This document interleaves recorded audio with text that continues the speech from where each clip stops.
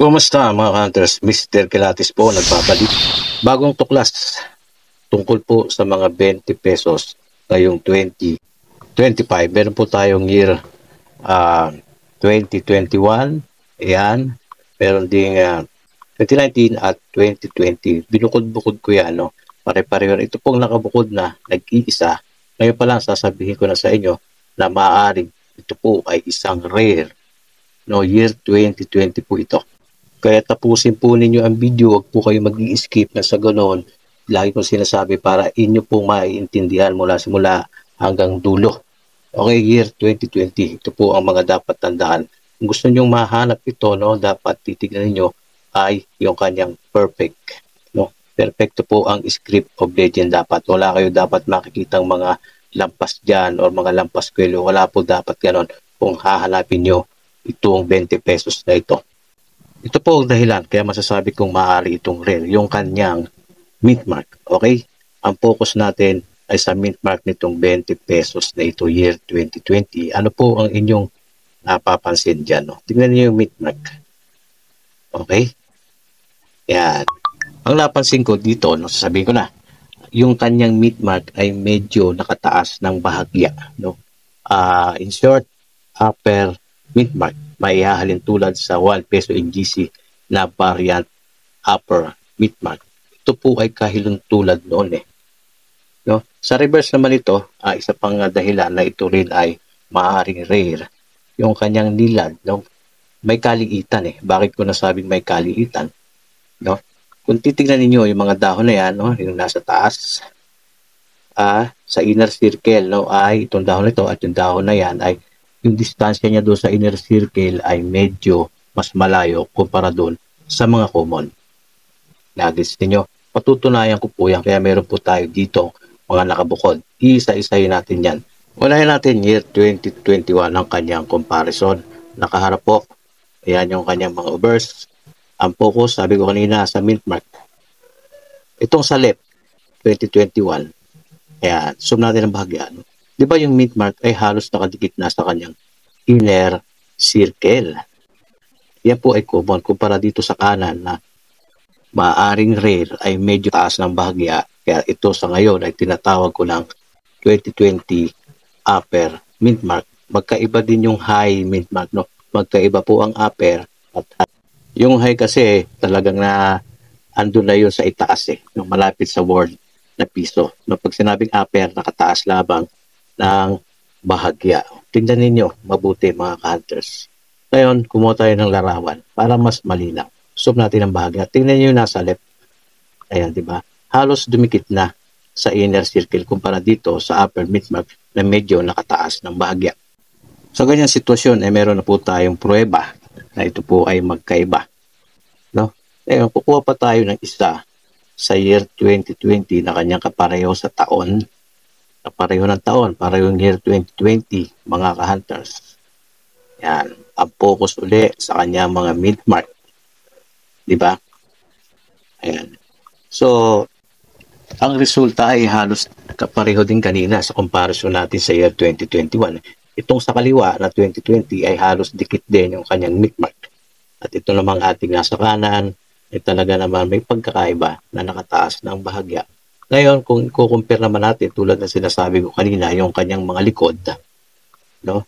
Ito yung dahilan kung bakit maaaring rare itong ating nasa kanan at 2020. Tingnan ninyo, yung distansya ng nilad, yung dahon na ating tinutukoy kanina ay malayo doon sa inner circle kumpara dito sa left na halos malapit na. Makikita naman po ang kanyang diferensya. So bakit magkaiba?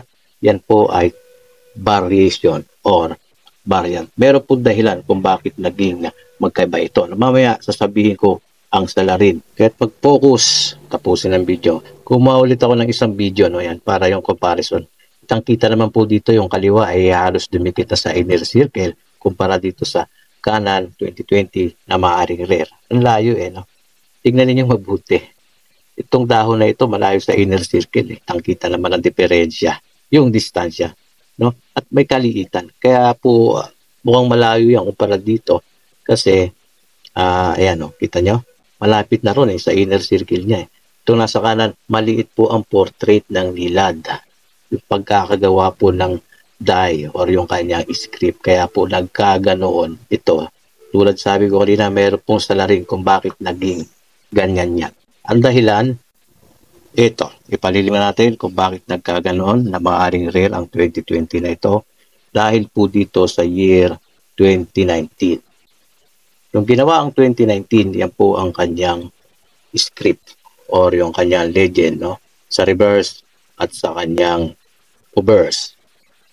Ayan, kaya, no? Tingnan natin ang kanyang comparison kung bakit gano'n. Dahil nung ginawa itong nasa left, yung 2019, no? Sumunod siyempre 2020, year 2020. Yun pa rin ang ginamit na die or script of legend itong 2019 dito sa year 2020. Iniba lang nila yung date ginawang 2020. So itong variation na ito at 2020 ay maaari pong konti ang mintage. Kahit ngayon pa lang po ako nakakuha nito eh. Ngayon ko lang din kinontent. Siguro ilang taon nang nakalipas may nagpakita sa atin ito, picture. Sabi ko, kung makakahanap ako niyan. At ito na nga po, nakahanap ako ng isa at akin po sinasabi sa inyo, sinishare sa inyong mga counters dahil maaaring rare nga itong 2020 upper mint mark. Yan, tignan din natin yung diferensya nila sa likod. Yan. Wala pong naging diferensya. Yan po ang punto ko. No? Wala pong naging kaiba. Yung distansya ng nilad dahon mula sa inner circle ay pareho-pareho. Yung size ng nilad ay pareho. May kaliit. Okay, no? Mas lilinawin natin yan sa mas magandang angulo. Parang kitang-kita ninyo, mga bro, mga counters, sa mga baguhan. Pag natapos itong video na to, meron na kayong matututulan. Tigdo, ayan, yung dahon na yan, nasa inner circle at itong isang 2019 ay parla ng distansya. Kumpara doon sa mga nauna na halos dumikit na nga doon sa inner circle. No? Inuulit natin yan para maiintindihan po ninyo. Ayan, tingnan nyo yung harap. Pareho din. No, identical. Yung mint mark nakataas ng bahagya. So likas na nakataas ng bahagya ang year 2019. Nung ginamit sa 2020, kaya masasabi nating naging rare itong year 2020 nito dahil yung script of legend niya ay galing sa year 2019. Ayan. So para sa akin, itatago ko muna ito. Iingatan ko kasi oobserbahan ko pa. No? Paano? Pag-comment kayo mga bro, mga countries, kung baka meron na rin kayong nahunt na ganito. Year 2020 upper mint mark. Iba yung high namin. Iba yung high sa upper. Ito. Kaya yung mga baguhan na nagkaka-interest matuto sa pangingilatis, sabay mag-subscribe na kayo. Yung mga datihan na hindi pa nakasubscribe, mga bro, ano pang inaantay ninyo?